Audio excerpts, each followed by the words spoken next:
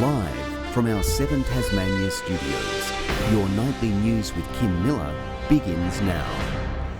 Good evening, everyone. He was trusted as a policeman, heavily involved in kids' sport, but Paul Reynolds used his position of power to groom more than 50 young boys over 30 years, according to an independent review. The investigator looking into the actions of the deceased sergeant described the abuse as the most prolific she'd seen. It's rocked Tasmania Police, which today has committed to do better, and a warning some people will find this story distressing. 30 years of sustained grooming and sexual abuse by a senior police officer. The force's great shame. This is the most prolific grooming I have seen perpetrated by one person in my career. He was a master at it. Commissioned to review child sexual abuse allegations against now deceased police officer Paul Reynolds. Regina Weiss found up to 52 young boys were, at a minimum, groomed. Many sexually abused. Sport was his hunting ground. That's where he found them. Red flags were ignored, and those who had concerns were afraid to report him. So too, many of his victim survivors. I thought, here is this bloke who was a copper, president of the NTFA. Who can I tell? No one. I did end up telling 2 people.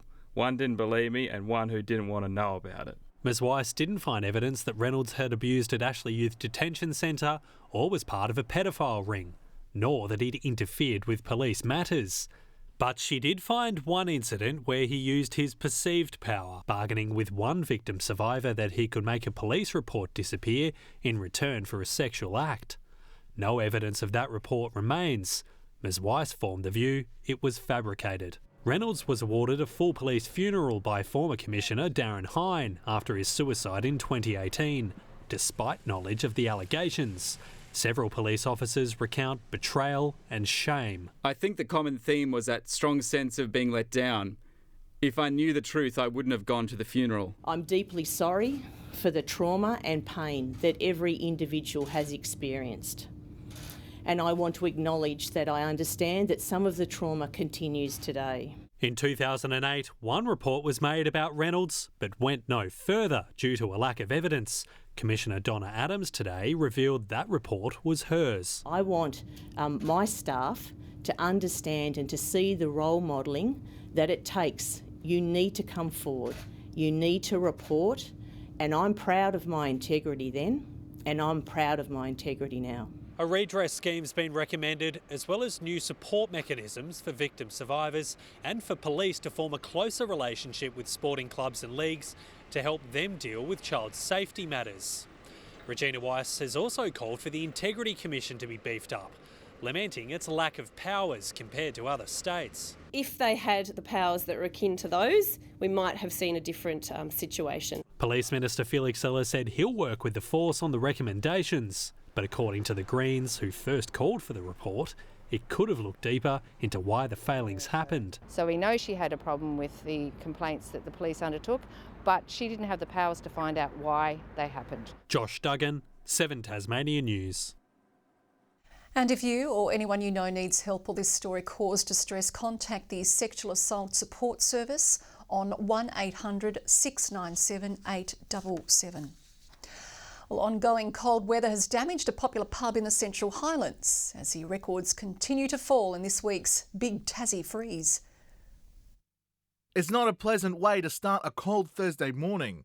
Staff at Myena's Great Lake Hotel finding a massive hole in the roof of one of their motel rooms. All the pipes burst, about 5 places in one pipe, all over it was all centred around Unit 4 really. Several adjacent rooms also affected by water damage, a side effect of Tasmania's ongoing cold snap. The popular Central Highlands restaurant and stopover closed since yesterday due to plumbing issues. We've got no water to the units, no water to the kitchen, and we're going to have a bit of extensive repairs on those rooms, I think. Hotel management aren't exactly sure how long the repairs will take, but they hope to reopen parts of the premises this weekend.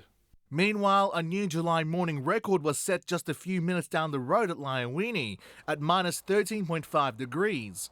Hotel staff looking forward to greeting more visitors curious about one of Australia's coldest inhabited places. A lot of people enjoying the snow. We had a nice coverage out on the front lawn here, people making snowmen, and we had some toboggans going down the hill, which was really nice. Heartwarming activities to enjoy in the frigid weather. Mark Zita, 7 Tasmania News. A proud day for the building sector with the official opening of Master Builder's new training facility in Cambridge.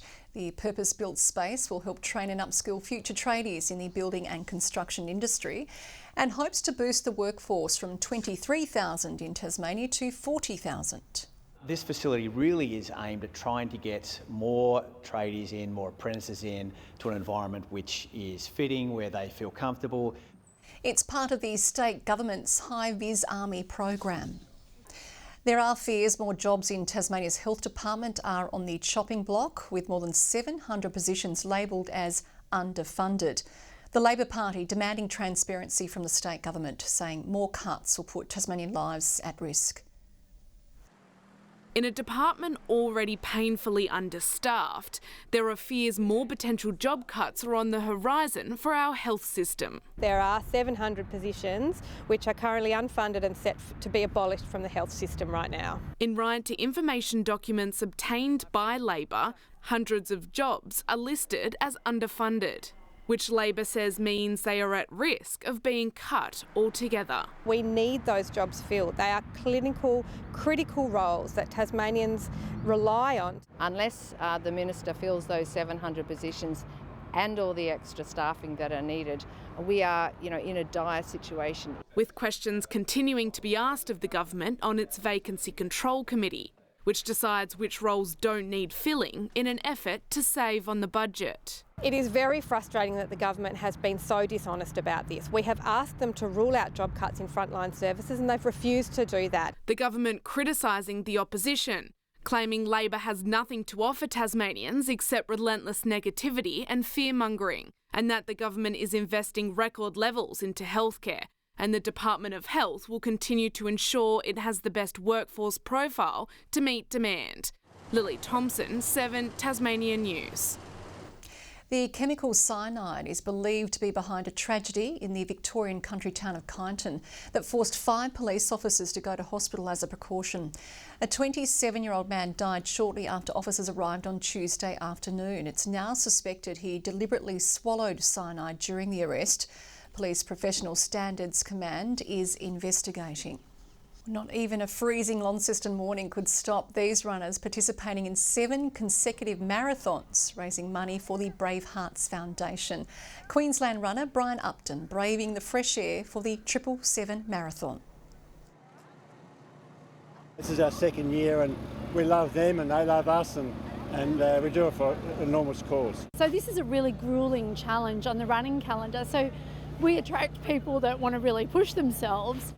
The event wraps up on the Gold Coast on Sunday. Salvation Army Tasmania is getting ready for its 15th annual Sleep Out and calling on local business, community and government leaders from around the state to brave the cold next month. It's raising vital funds for their Street to Home program, supporting Tasmanians sleeping rough, experiencing or at risk of homelessness. We all know that homelessness is on the rise. It's an issue that none of us are blind to. It could be anyone that could be living it rough. It could be me, it could be you, it could be the person next door. The goal is to raise $150,000 for the organisation. Spirits were high at Tasmania's largest distillery today, with Greenbanks unveiling its new facility. The space capable of doubling the current annual industry production to help put Tasmanian whiskies on the world stage. Hoping to cement our spot as the whisky destination of Australia. And we recognise that in order to satisfy an international demand for Tasmanian whisky, we needed to build a distillery at scale. Tasmania's largest whisky distillery raising a glass today, toasting to the official opening of their new abode. It was a big build, about 18 months.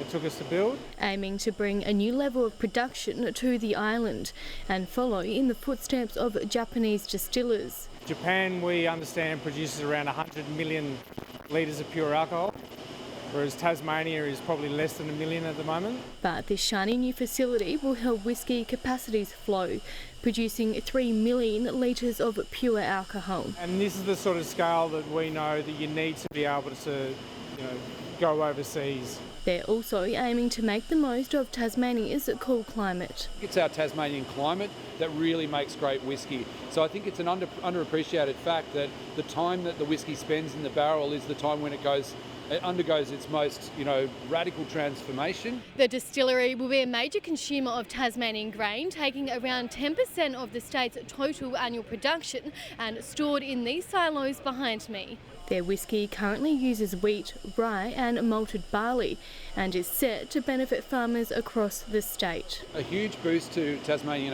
agriculture. Be consuming around 10,000 tonnes of grain per annum. Rebecca Gaidaneros, 7 Tasmania News. More than 2,500 eager fundraisers are preparing to do their bit to support those impacted by cancer.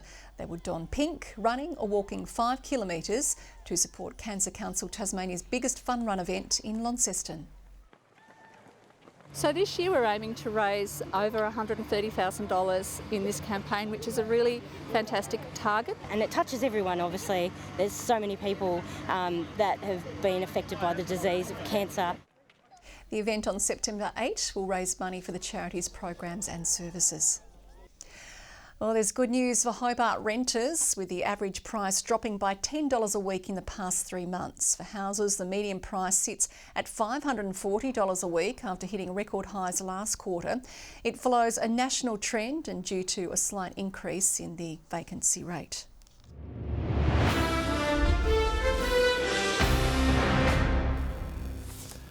North Hobart are hoping to remain on the winners list heading into their TSL clash against Clarence this weekend. After winning their first game of the season last week, the Demons will have to put their best foot forward on Saturday, as 3-time AFL Premiership player Jack Riewoldt joins the Roos ranks for the second time this season. But it's a great opportunity for our players to play against a 300-game AFL superstar, to be able to get out there and rub shoulders with him. I'm sure they'll learn a lot. The Roos aren't giving in to the hype, focusing on their own brand of footy. Don't get too carried away with Jack coming in. It's still about playing our style and competing really well, pressure the opposition.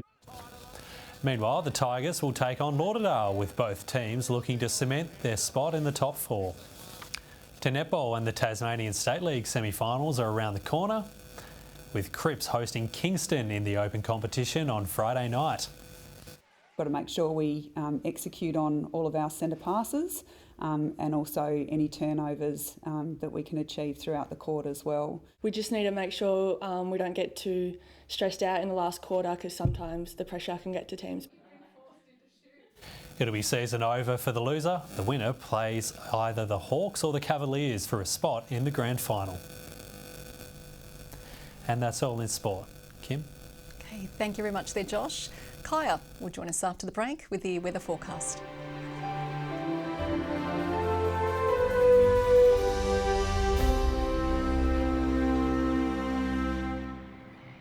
Good evening. Hobart and Launceston 9 degrees, Devonport 10, Burnie and St Helens the state's top today with 13.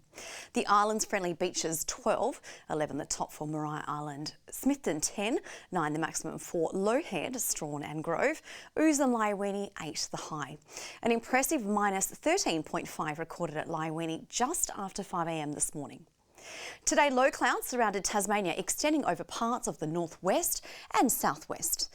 An onshore flow is seen pushing low-level cloud over much of southern and eastern coastlines of the mainland and southern Tasmania.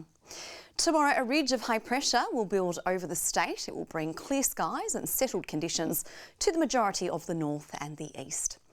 West to southwesterly winds 10 to 20 knots, reaching 30 knots in the south. Southwesterly swells building to 4 metres. A strong wind warning has been issued for coastal waters between Tasman Island to Low Rocky Point. A road weather alert continues for many parts of the state overnight and tomorrow morning. Cloudy towards the south tomorrow, Hobart, Huonville and Campania 12 degrees. Another frost followed by sunny skies in the north, Launceston and Devonport 11 and 10 degrees for Georgetown.